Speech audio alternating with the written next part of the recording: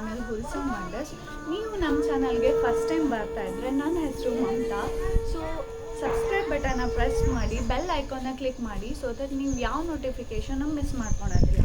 So ಇವತ್ತು ನಾನು ನಮ್ಮ ಊರಿಗೆ ಬಂದಿದ್ದೆ. ಸೊ ನಾನೇನು ಅಂದ್ಕೊಂಡೆ, ನಮ್ಮ ತೋಟದ ಕಡೆ ಕರ್ಕೊಂಡು ಹೋಗೋಣ ನಿಮ್ಮನ್ನು ಅಂತ.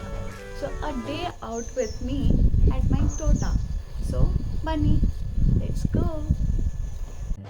ಪಿಸು ಮಾತು ಹಾಡಿದಂತೆ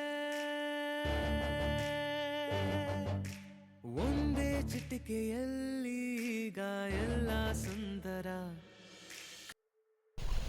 ಓಕೆ ಗೈಸ್, ಇಂದು ನಮ್ಮ ತೋಟಕ್ಕೆ ರೀಚ್ ಆಗಿದ್ದೀವಿ. ಸೊ ಇವಾಗ ನಾನು ನಿಮ್ಮನ್ನು ಒಳಗೆ ಕರ್ಕೊಂಡು ಹೋಗ್ತೀನಿ. ಫುಲ್ಲು ಕಾಲು ಇಡೋಕ್ಕಾಗೋದಿಲ್ಲ, ಫುಲ್ ಕೆಸರಿದೆ. ಸೊ ಬನ್ನಿ ಹೋಗೋಣ. ಇದು ರೀಸೆಂಟಾಗಿ ಬೋರು ಕೊರೆಸಿರೋದು. ಸೊ ತುಂಬ ಫೋರ್ಸಾಗಿ ನೀರು ಬರುತ್ತೆ. ಸೊ ಇಲ್ಲಿಂದ ಅಲ್ಲಿಗೆ ಲೈನ್ ಹಾಕಿದ್ದಾರೆ ನೋಡಿ. ಸೊ ಇಲ್ಲಿಗೆ ನೀರು ಬರುತ್ತೆ. ಇವಾಗ ನಾವು ಅಡಿಕೆ ಹಚ್ಚಿಸ್ತಾ ಇದ್ದೀವಿ. ಸೊ ನೋಡಬೇಕು ಹೆಂಗೆ ಹೋಗುತ್ತೆ ಅಂತ. ಕಾಲಿಗೆಲ್ಲ ಅಂಟ್ಕೊತಾ ಇದೆ.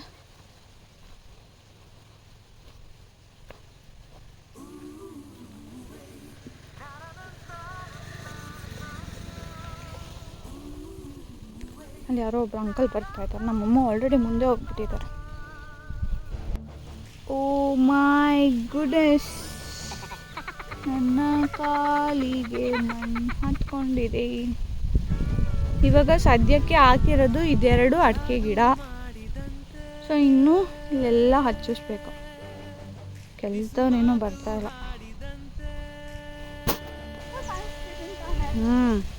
ನೋಡಿ, ಇದು ತೆಂಗಿನ ಗಿಡ ದೊಡ್ಡದಾಗಿದೆ.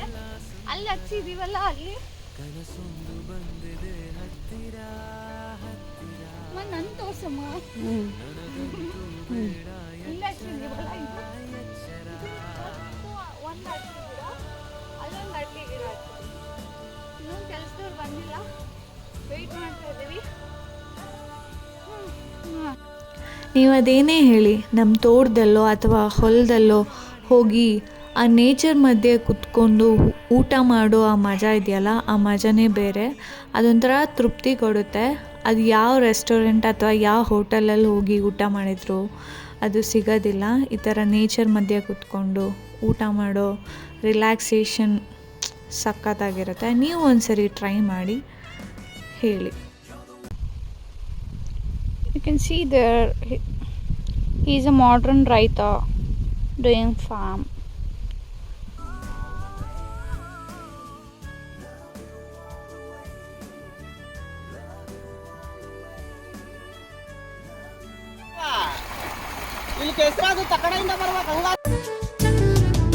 ಭಾವದ ಬಣ್ಣದಲ್ಲಿ ಕಲ್ಪನಾ ರೇಖೆಯಿಂದ ರೂಪಸಿ ನೀನೀಗ ರೂಪಿಸು ನನ್ನನ್ನೇ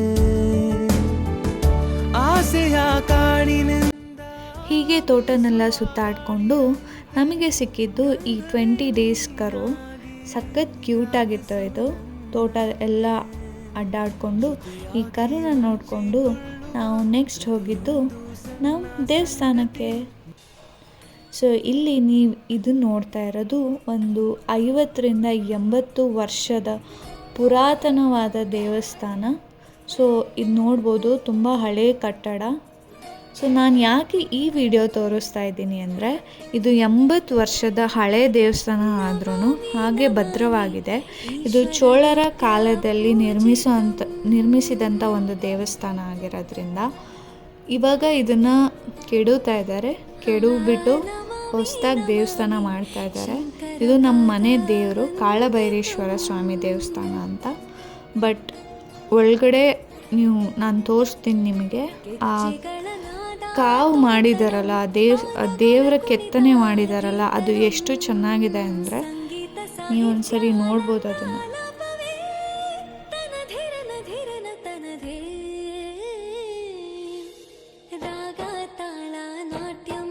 ನಟರಾಜ ಸುಂದರಂ ನಾದ ವೇದ ಕಾವ್ಯಂ ನಟರಾಜ ಸುಂದರಂ ರಾಗ ತಾಳ ನಾಟ್ಯಂ ಗೈಸ್ ಜಸ್ಟ್ ಇಮ್ಯಾಜಿನ್, ನಮ್ಮ ತಾತನ ಕಾಲದಿಂದ ಇರೋ ದೇವಸ್ಥಾನ.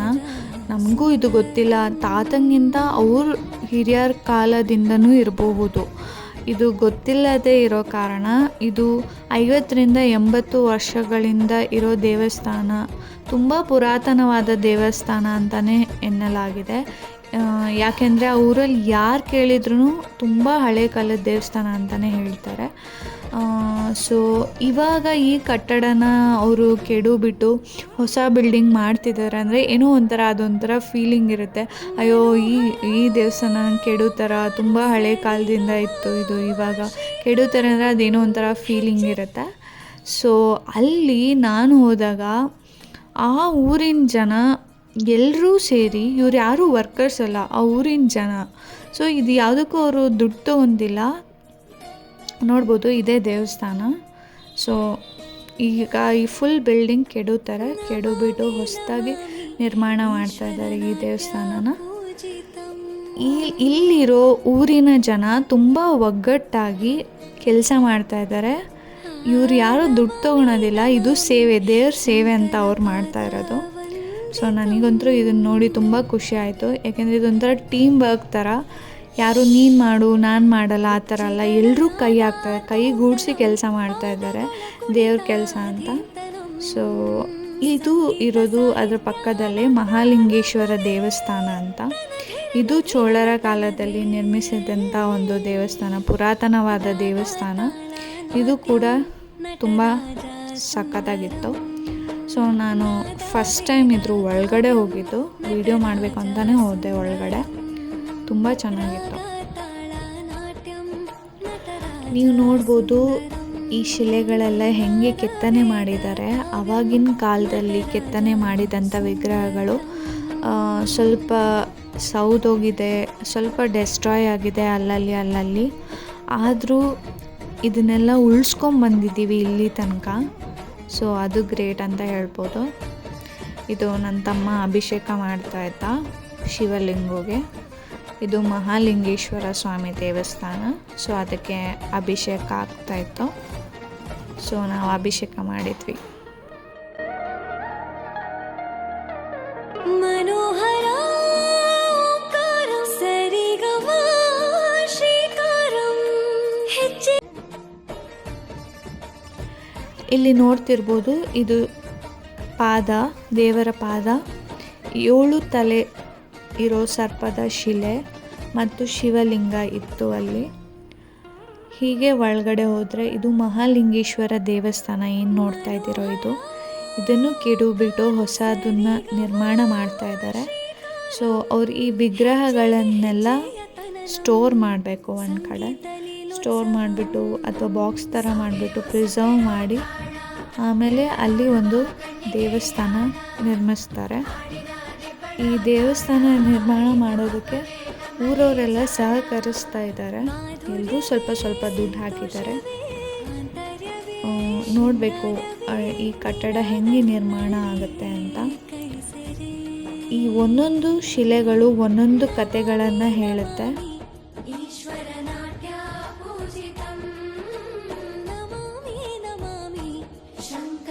ಮತ್ತು ನನಗೆ ಊರಿನ ಜನದ ಹಾರ್ಡ್ ವರ್ಕ್ ನೋಡಿ ತುಂಬ ಖುಷಿ ಆಯಿತು. ಎಲ್ಲರೂ ಒಟ್ಟಿಗೆ ಸೇರಿ ಒಗ್ಗಟ್ಟಾಗಿ ಹೇಗೆ ಕೆಲಸ ಮಾಡ್ತಿದ್ದಾರೆ. ಈ ದೇವಸ್ಥಾನನ ಜೀರ್ಣೋದ್ಧಾರ ಮಾಡಬೇಕು, ನಾವಿಲ್ಲಿ ಹೊಸ ದೇವಸ್ಥಾನ ಕಟ್ಟಬೇಕು ಅಂತ ಅವ್ರವ್ರ ಶಕ್ತಿ ಮೀರಿ ಕೆಲಸ ಮಾಡ್ತಾಯಿದ್ದಾರೆ. ಎಲ್ಲರೂ ಒಟ್ಟಿಗೆ ಕೈ ಹಾಕಿ ಕೆಲಸ ಮಾಡ್ತಾಯಿದ್ದಾರೆ.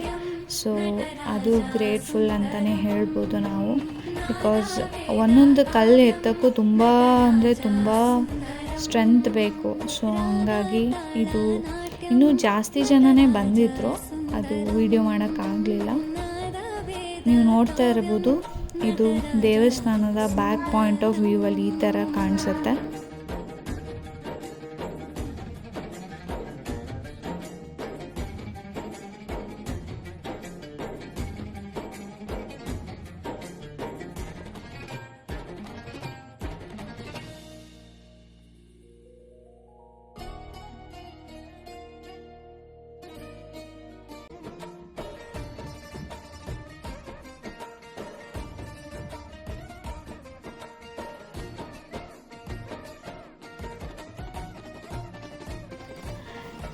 ಇವಾಗ ನೋಡ್ತಾ ಇರ್ಬೋದು ಗೈಸ್, ಇದು ದಾನಿಗಳು ಯಾರು ಧನ ಸಹಾಯ ಮಾಡೋದಿದ್ರೆ ದೇವಸ್ಥಾನದ ಉದ್ಧಾರಕ್ಕಾಗಿ ಸೊ ಅವರೆಲ್ಲ ಕಾಂಟ್ರಿಬ್ಯೂಟ್ ಮಾಡ್ಬೋದು ಅಂತ ಅಲ್ಲಿ ಹಾಕಿದ್ದಾರೆ. ಸೊ ನಾನಂತರೂ ತುಂಬ ಮಿಸ್ ಮಾಡ್ಕೊತೀನಿ ಈ ದೇವಸ್ಥಾನನ, ಯಾಕೆಂದರೆ ನಾನು ತುಂಬ ಚಿಕ್ಕವಳಿದ್ದಾಗಿಂದನೂ ಹೋಗ್ತಾ ಇದ್ದಂಥ ಒಂದು ದೇವಸ್ಥಾನ. ಇವಾಗ ಅದು ಕೆಡವಿ ಹೊಸದು ಕಟ್ತಾ ಇದ್ದಾರೆ ಅಂದರೆ ಖುಷಿನೇ, ಬಟ್ ಈ ದೇವಸ್ಥಾನನ ಮಿಸ್ ಮಾಡ್ಕೊತಾ ಇದ್ದೀನಿ. ಹಾಗಾಗಿ ನಾನು ನಿಮಗೆಲ್ಲ ಇದನ್ನು ತೋರಿಸ್ಬೇಕು ಅಂತ ಒಂದು ಅನ್ನಿಸ್ತು. ಸೊ ಹಾಗಾಗಿ ಇದು ವ್ಲಾಗ್ ಮಾಡಬೇಕು ಅಂತ ಅನಿಸ್ತು, ವ್ಲಾಗ್ ಮಾಡ್ತಾ ಇದ್ದೀನಿ. ಸೊ ಎಲ್ಲರೂ ಕೈ ಮುಕ್ಕೊಳ್ಳಿ. ಕಾಳಭೈರೇಶ್ವರ ದೇವಸ್ಥಾನ ಎಲ್ರಿಗೂ ಒಳ್ಳೆಯದಾಗಲಿ. ಈ ದೇವಸ್ಥಾನದ ಹೆಸರು ಕಾಳಭೈರೇಶ್ವರ ಸ್ವಾಮಿ ದೇವಸ್ಥಾನ. ಇದು ಹಂದ್ರಾಳು ಅಂತ ಒಂದು ಗ್ರಾಮದಲ್ಲಿ ಬರುತ್ತೆ, ಅರಸೀಕೆರೆ ತಾಲೂಕು, ಹಾಸನ ಡಿಸ್ಟ್ರಿಕ್ಟು. ಸೊ ನಾವು ಈ ಥರ ಪೂಜೆ ಮಾಡಿದ್ವಿ, ತುಂಬ ಮನಸ್ಸಿಗೆ ತೃಪ್ತಿ ಆಯಿತು. ಸೊ ನನ್ನ ತಮ್ಮನೇ ಫುಲ್ ನೀರೆಲ್ಲ ತೊಗೊಂಬಂದು ಅಭಿಷೇಕಕ್ಕೋಸ್ಕರ ಎಲ್ಲ ಅರೇಂಜ್ ಮಾಡಿ ಪೂಜೆ ಮಾಡಿದೆ. ನಿಮಗೆ ನನ್ನ ವ್ಲಾಗ್ಸ್ ಇಷ್ಟ ಆಗಿದ್ರೆ ಲೈಕ್ ಮಾಡಿ, ಶೇರ್ ಮಾಡಿ, ಸಬ್ಸ್ಕ್ರೈಬ್ ಮಾಡಿ. ನಾನು ಇನ್ನೂ ಇಂಟ್ರೆಸ್ಟಿಂಗ್ ವ್ಲಾಗ್ಸ್ ಜೊತೆ ಬರ್ತೀನಿ. ಟಾಟಾ, ಬಾಯ್.